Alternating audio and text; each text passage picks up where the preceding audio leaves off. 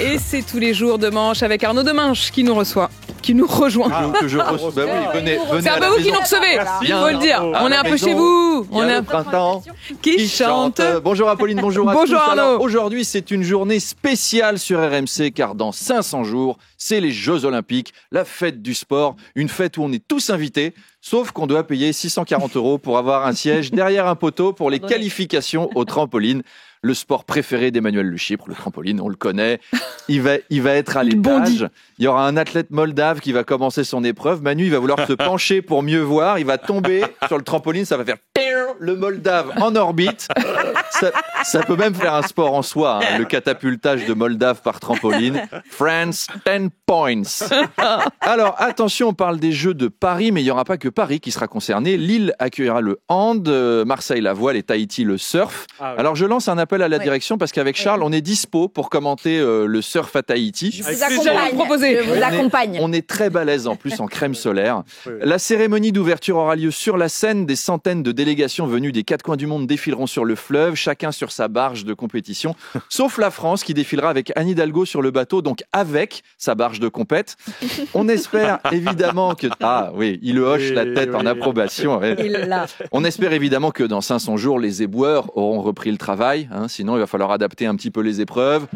Oui, bonjour Apolline, bienvenue pour le programme du jour. Alors hier, très beau final lors du lancer de sac poubelle avec l'or pour l'Ukrainien Optidej Yadubenko qui a réussi ses 10 lancers francs de sac à balle sans toucher les bords de la benne du camion devant le Croate Lagrupi Dupjanic.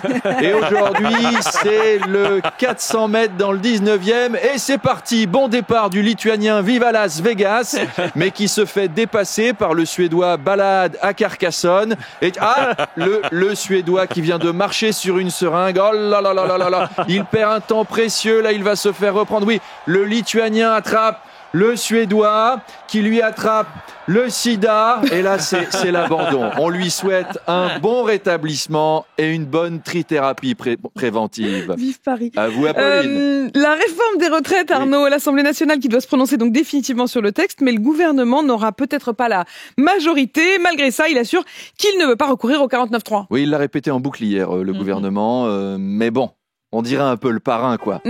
Tu sais, moi, j'ai pas du tout envie de faire ça.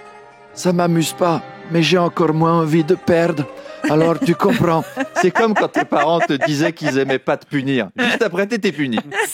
Après, on n'est pas surpris. Depuis 8 jours, le gouvernement nous vante sa qualité de dialogue, alors qu'on en est à 237 49.3 et une collection de procédures pour accélérer les examens.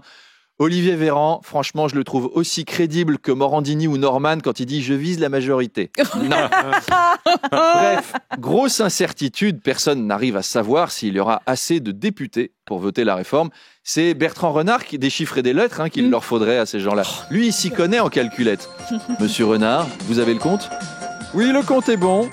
574 députés divisé par 2, 287. Je pose 61 LR, j'en retire 40 qui ont peur de se faire défoncer, moins 74 NUPES qui viennent avec des battes de baseball, plus 32 poupées gonflables d'Elisabeth Borne pendues à des pupitres. Je retire 12 modems qui vont se planquer aux toilettes, moins 3 députés bourrés qui vomissent à la buvette et 2 qui cuvent au Jet 27 derrière un rideau. Mais en fait, le compte est pas si facile que ça. On n'est pas sorti d'errance. Allez, à demain. On n'est pas sorti de l'auberge. Merci Arnaud Demanche. Bonheur de vous retrouver chaque matin, 7h20 et 8h20 sur RMC.